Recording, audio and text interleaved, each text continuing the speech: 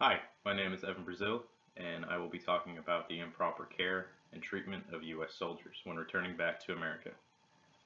American soldiers, the ones who protect our freedom, the ones who protect our way of life, and those who are willing to take the ultimate sacrifice for the citizens of their nation.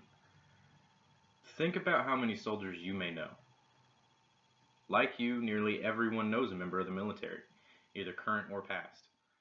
Without their sacrifices, the nation we live in, the nation that we call home, just wouldn't be the same. Don't you think that for all their service, we owe it to our soldiers to at least provide them with decent care when they return back to America? A staggering number of soldiers receive poor medical treatment when they return, and some don't receive any care at all. We, as the citizens they protect, should step up and change this. According to a study done by Kelly Dickerson, 1 in 10 soldiers returning from Afghanistan and nearly 1 in every 5 returning from Iraq suffer from PTSD, post-traumatic stress disorder. PTSD is a mental health condition that is caused by a traumatic or terrifying event. This disorder, without the proper treatment and care, can lead to the sufferer a diminished state of mental stability, ultimately leading to depression, drug dependency, alcoholism, eating disorders, or even suicidal actions. Nearly half of the 2.2 million troops deployed to Iraq and Afghanistan report that they have had difficulty receiving care for PTSD, with most of them claiming to have no assistance at all in receiving treatment. So why is this important to us?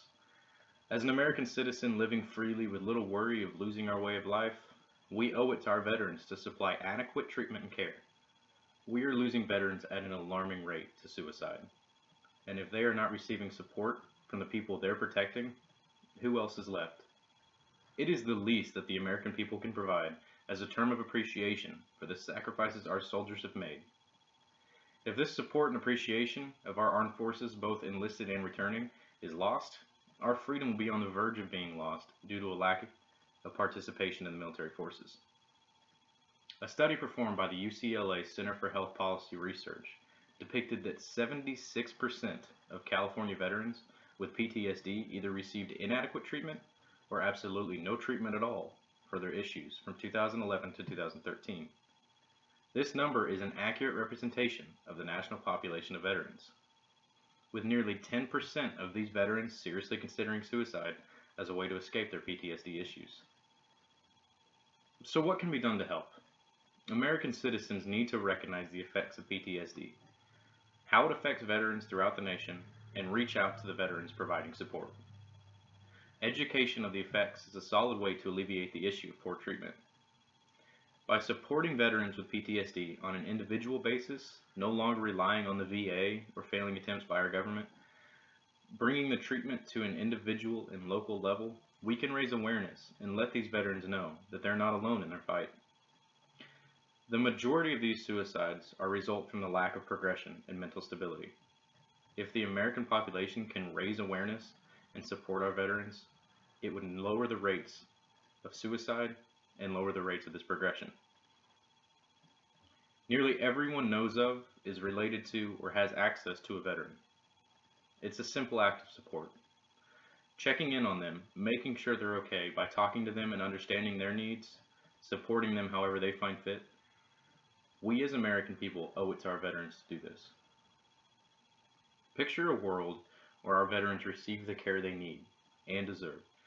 Raising awareness and support for our veterans will not only heighten our nation's sense of patriotism, it will let those who are suffering from this debilitating mental illness know that they are not alone, ultimately lowering the suicide rates caused by PTSD and effectively lowering the death rates of our veterans. On the other hand, now picture a world where nothing is done to help, and the current situation continues to exist. Nothing is done about this issue, the rates of suicide will only climb higher. We will continue to lose our veterans, those veterans who should be protecting to an ailment that is preventable and completely treatable.